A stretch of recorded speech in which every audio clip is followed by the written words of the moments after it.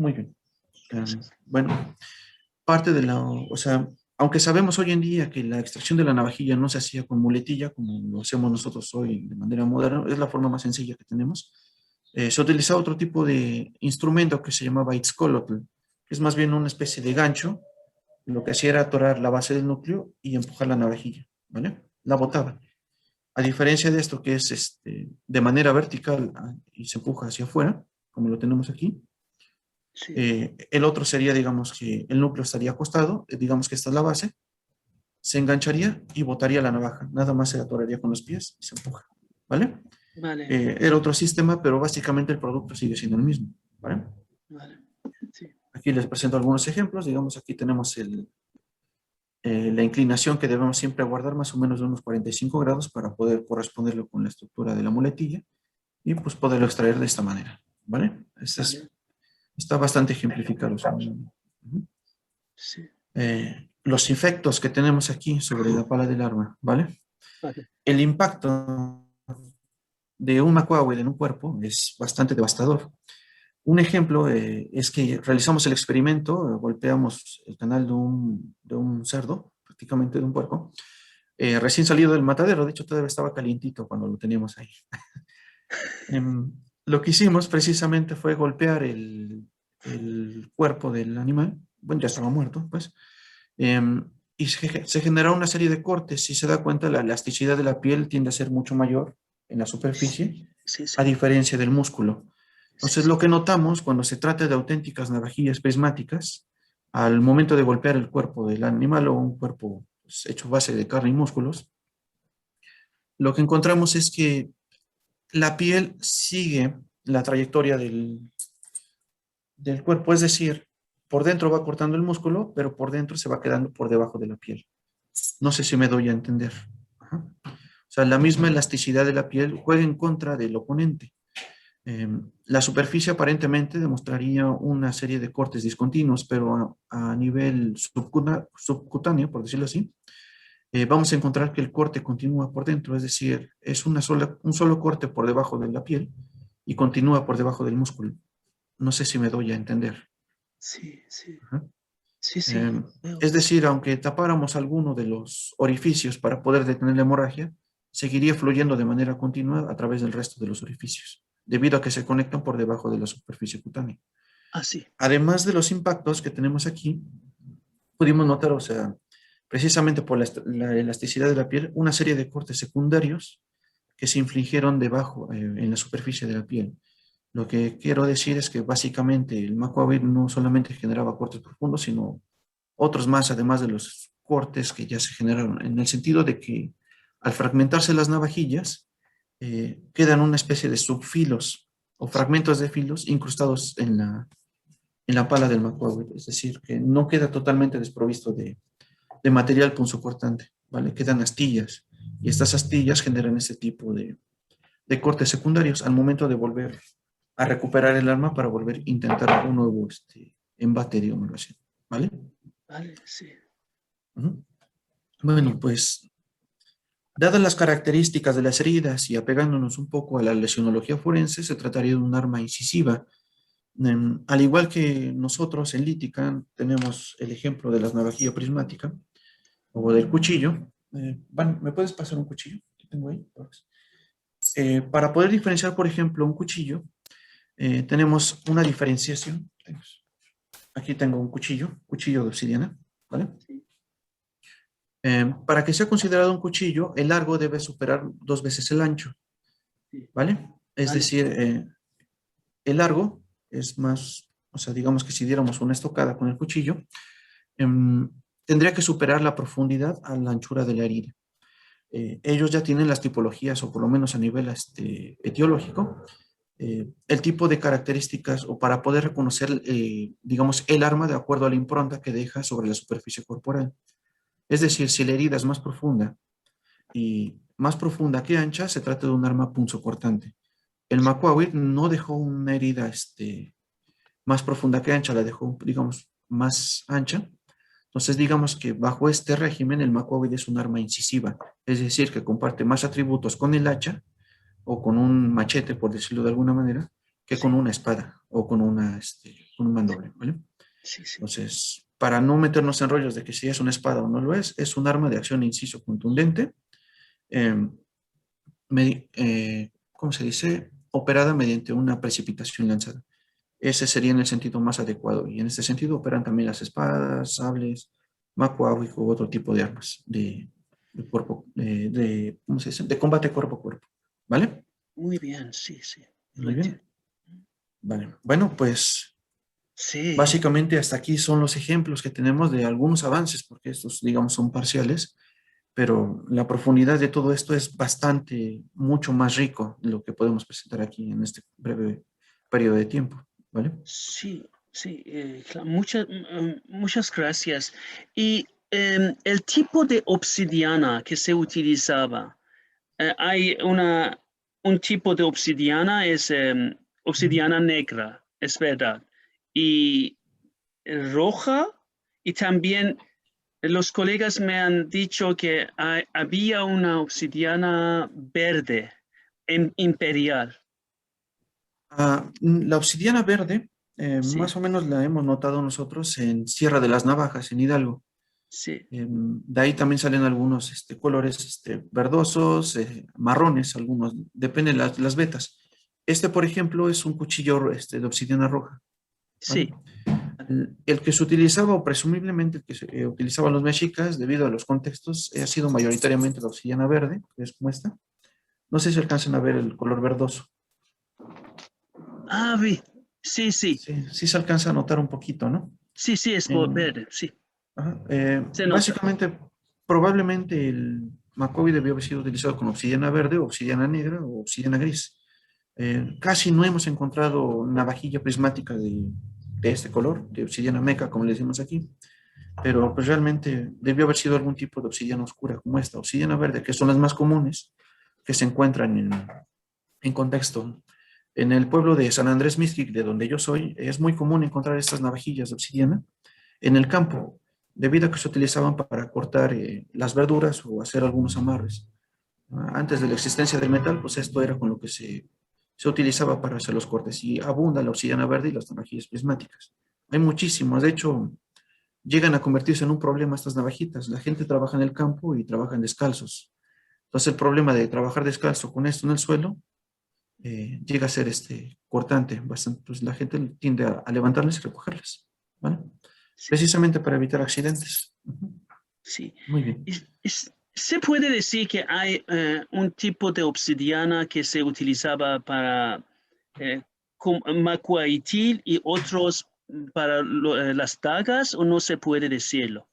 Por ejemplo, utilizaban todos los tipos para todos las armas, y no, no se puede decir que hay una diferencia de obsidiana. Pues bueno, mire, por ejemplo, para la obsidiana, pues yo tengo entendido que las navajitas, lo que le llamaban las pequeñas, les decían pequeñas lancetas, se Sí, utilizaban para el autosacrificio, sí, de la misma manera que se utilizaban las puntas de hueso o las espinas de maguey. De alguna manera, pues digamos que quedarían como bendecidas o consagradas de alguna forma. Lo mismo sucedía con los cuchillos Tecpatl, en este caso era de pedernal, no era obsidiana, es un material muchísimo más duro, pero de acuerdo con las fuentes y de acuerdo con Yolo González, me parece que es la que trabaja el sacrificio humano, ahí ya hablaba precisamente de la gran reverencia que tenían hacia estos cuchillos de sacrificio que se utilizaban. De alguna manera quedaban como bendecidos o consagrados de alguna forma y se reverenciaban como si fueran dioses, de acuerdo con las fuentes. Entonces, quizás aquellos que sí se utilizaban para el sacrificio, el autosacrificio, debieron tener algún tipo de tabú.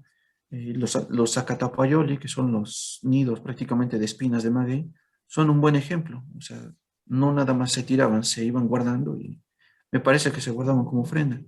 Incluso en Templo Mayor llegaron a aparecer varios ejemplos de Zacatapayoli, precisamente que se utilizaban para el autosacrificio y no sería pues nada descabellado proponer que las navajillas utilizadas para estos temas para este autosacrificio también se utilizara para el tema, como ofrenda, digámoslo así. Aunque bueno, la verdad, no, no hay evidencia arqueológica que pudiera respaldar esto, o sea, todavía, ¿vale? sí, vale. Bueno, me gustaría aportar un poco. Ujú. Sí. En cuestión de la obsidiana verde tiende a utilizarse más y utilizarse como mercancía debido a la coloración verde. En época prehispánica, las piedras de color verde tenían un simbolismo muy especial, eran muy apreciadas. Y en cuestión a la obsidiana, también puede variar de región en región, debido a que la obsidiana, al ser un vidrio volcánico que se genera en ambientes de volcanes de alta concentración de sílice, Ujú.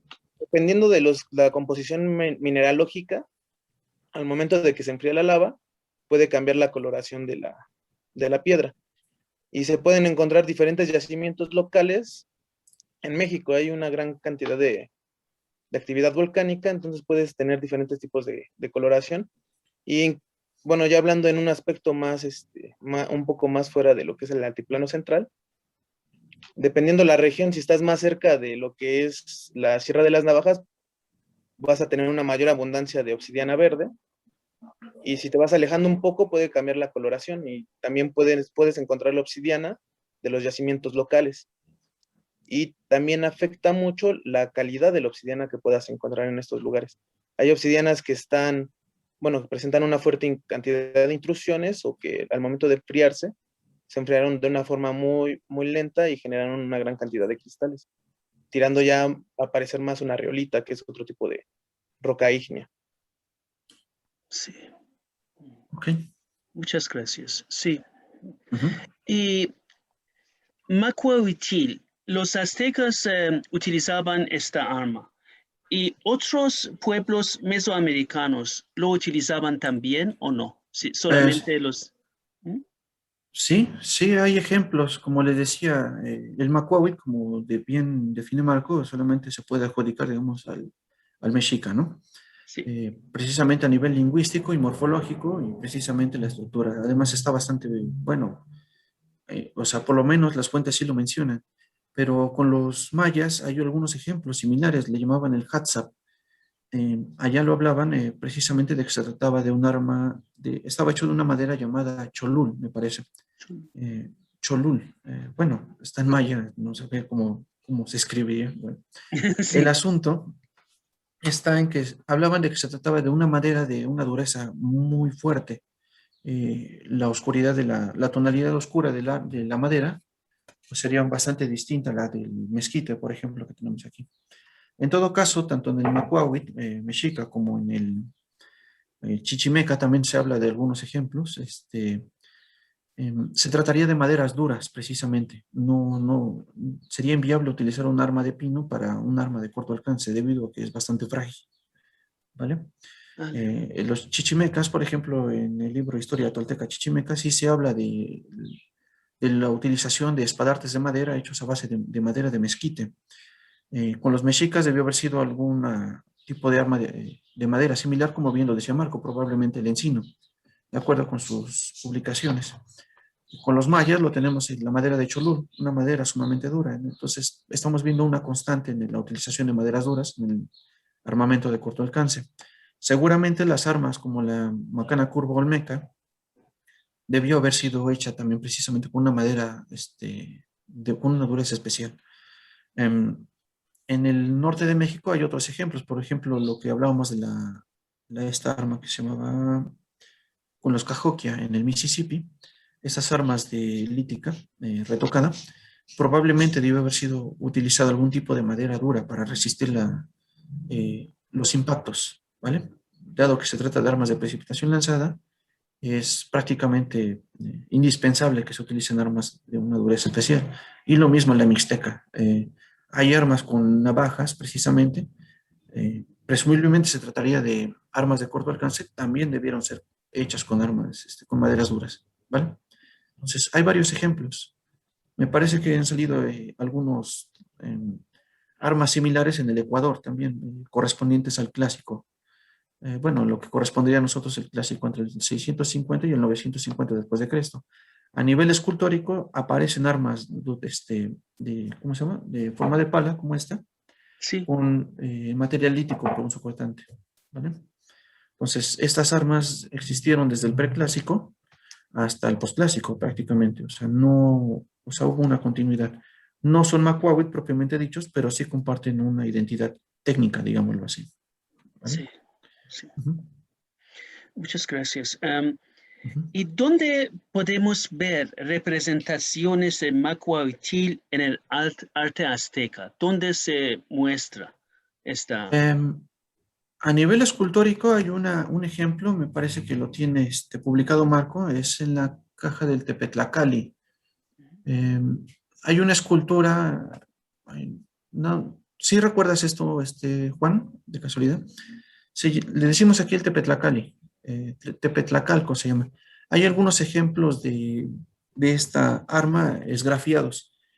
Marco lo toma como la representación de un Macuahuizotli debido a que mantiene tres navajitas seguidas, es decir, que sería un Macuahuit más corto. Sí, Entonces, de ahí Marco toma la referencia para poder bueno, proponer un tipo de arma corta.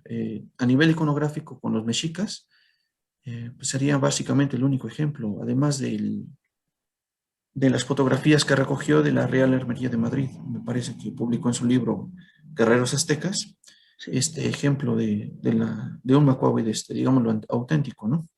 sí, Bueno, pues se perdió en la deflagración, pero los datos que aporta la fotografía pues, son invaluables. ¿Vale? sí. Muchas gracias. Am, ¿Y se utilizaban Macahuichil para el campo de batalla o también para los duelos? Um, bueno, en el sacrificio gladiatorio pues sí hay ejemplos, ¿no? De la utilización de este espadarte. Había también modelos simbólicos con los que se dotaba al cautivo para poder combatir en contra de guerreros fuertemente armados, ¿no? Entonces, de manera simbólica, en vez de llevar las navajillas prismáticas, se le colocaban plumas. González Rull hizo la propuesta de que tal vez se utilizaran algún tipo de plumas de tecolote, algún tipo de pluma negra que representara la obsidiana de manera simbólica, Sí, precisamente por la asociación al dios Tezcatlipoca. Esto lo publicó Rull en 1972 y hablaba precisamente de que, pues bueno, sí llevan navajas, pero navajillas simbólicas para combatir en contra de combatientes sí, armados con navajillas de verdad. Entonces, por lo menos en el sacrificio gladiatorio sí, sí se sí, utilizó. Ajá. En el combate cuerpo a cuerpo, pues está más que representado. Y pues, como bien lo decía Marco en algún momento, en las Xochitl Yaoyotl probablemente no se utilizaran debido a que se trataba de mantener íntegro al cautivo, es decir, libre de algún tipo de lesión. Entonces, la otra es más bien una guerra ritual, una especie de cacería simbólica en la que pues, básicamente el que llevaría mayor prestigio fuese el que llevara más cautivos, y sobre todo si fueran mm, menos lisiados o con menor cantidad de heridas, digamos así. sí. ¿Vale? Vale, sí. Ujú. Y, ok, sí, aquí. Y, cuando los españoles, sí, ¿cómo se dice? En la batalla contra los españoles, ¿cómo Ujú. los guerreros aztecas utilizaban macahuichil o no? Por ejemplo, las espadas españoles. ¿Puedes explicarnos cómo se puede combatir con esta arma por ejemplo, una espada española y que es de acero? Pues Si es, bueno, propiamente un combate, un duelo, pues las únicas referencias o sea, que ha hecho son las de Bernal Díaz del Castillo, el conquistador anónimo. Ellos hablaban de que dieron un golpe de tajo al cuello del caballo y le abrieron el pecho, sí, ¿no? Hasta las sí, entrañas. sí, Esta cita tan célebre que se utiliza. Pero realmente reconstruir un combate cuerpo a cuerpo con el arma, pues sería, digámoslo así, un poco inviable. sí, En el sentido de que no tenemos fuentes históricas que digan, pues así se usaba. no hay. La referencia que usaba Bernal Díaz del Castillo es decir, es que las ocupan como espadas de dos manos, es decir, con movimientos circulares, me imagino que debió haber sido así, pero una referencia propiamente dicha, peleaban de esta manera, no la hay, no la respaldan las fuentes históricas. Sí, Hay algunos ejemplos iconográficos, pero en este caso no, o sea, a lo único que podemos apelar es a la precipitación lanzada de Leorigurja, o sea, los golpes de tajo que diríamos nosotros. Pero un combate, un sistema de combate completamente desarrollado, no podemos hablar de eso porque no existen las artes marciales en el mundo precolombino. Es un concepto, digámoslo, pues externo. No sé si se puede aplicar. Sí, A lo más que he llegado es a los tipos de prensión, como les decía, prensión dígito-palmar y precipitación lanzada. Hasta ahí es a donde puedo llegar a nivel teórico. Em, Pero los chicos que hacen recreacionismo, quizás ellos tengan una mayor idea de este sentido. En este sentido, yo me llevo más a lo técnico, la sí, sí, estructura, la morfología, la técnica, pero sí. no puedo hablar más allá. Muchas gracias. No, Es sí, muy no tengo interesante, fundamentos teóricos. muy impresionante. Me encantan las informaciones. Muchas gracias, de verdad. Gracias, gracias. Sí. Bueno, no sé si Juan pudiera darnos algunos ejemplos que han trabajado en Atlas con los chicos de Medieval. Bueno, más que nada el trabajo de Carlos Viñas, nuestro compañero que tuvo algunas complicaciones para estar hoy con nosotros. Grabamos ayer unos videos, los cuales te vamos a hacer llegar, donde estamos realizando movimientos que él ha desarrollado a partir de lo que es la biomecánica del cuerpo y la forma de la arma. Y esto lo ha ido trabajando Carlos poco a poco. Son propuestas muy, desde mi punto de vista, muy, muy acertadas, partiendo del principio de la morfología del arma y la biomecánica del cuerpo. Y él se basa en lo que son la iconografía en pintura mural, en algunos códices que todavía existen. Entonces, él a partir de su experiencia en esta parte deportiva ha hecho la propuesta del combate. Y son muy, bueno, lo tiene muy desarrollado el trabajo. Sí, sí, Te haríamos llegar los videos más en este día, pero más al rato. sí. Muchas gracias. Y tengo una pregunta, la última. ¿Cómo Ujú. es la percepción general de los aztecas en la sociedad mexicana actual? ¿Cómo hay mucha gente que se interesa por la historia de aztecas o de los pueblos mesoamericanos en México? ¿Hay un movimiento? Pues existen varios movimientos de origen, pues no sé cómo podríamos mencionarlo. Algunos se enfocan al recreacionismo, otros con movimientos New Age, versión mexicana, digámoslo así, vibras, chakras y cosas muy extrañas que hacen estas personas, pero en esencia, pues a nivel académico por lo menos, los compañeros sí, siempre ha existido un interés constante hacia el posclásico tardío y la utilización de las armas, aditamentos, estructura y arquitectura. Em, Hay muchísimos grupos, hay bastantes grupos, desde los que trabajan obsidiana experimental hasta los que hacen curaciones energéticas con estos materiales. Entonces, en México hay de todo. Sí, hay bastante. Entonces, sí, Sí, A sí, hay nivel muchísimas cosas. social, perdón, disculpa. A nivel social sí hay un interés muy grande en lo que es la cultura azteca, principalmente porque es el discurso oficial del Estado, ¿no? ah, sí, Por parte de lo que es el Estado mexicano, se le da mucho realce a lo que es la sociedad azteca. Y se deja de lado otras grandes culturas que estuvieron aquí en México, por ejemplo, los mixtecos, zapotecos, que están en la zona de Oaxaca, Puebla, en un poco de Guerrero, los purépechas, los mayas también. Hay otros grandes grupos que también tuvieron enfrentamientos muy aguerridos contra los españoles y los mismos aztecas, o bueno, mexicas, para denominarlos ya correctamente. Entonces, sí hay un interés por lo que es la cultura prehispánica, pero todo se ve como mexica, como azteca.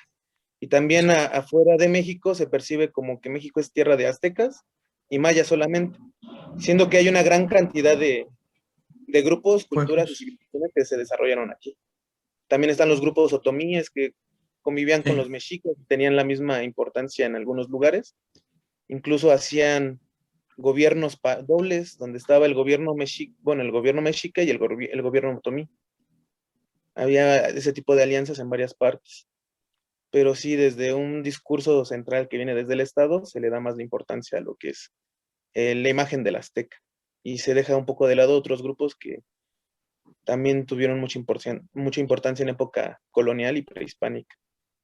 Sí, muchas gracias, muchas gracias. Y sí, eso es. Muchas gracias. Muy interesante, de verdad, muy interesante. Una investigación muy profunda. Me ha impresionado mucho, muchísimo. Muchas gracias. Okay. No, gracias a ustedes.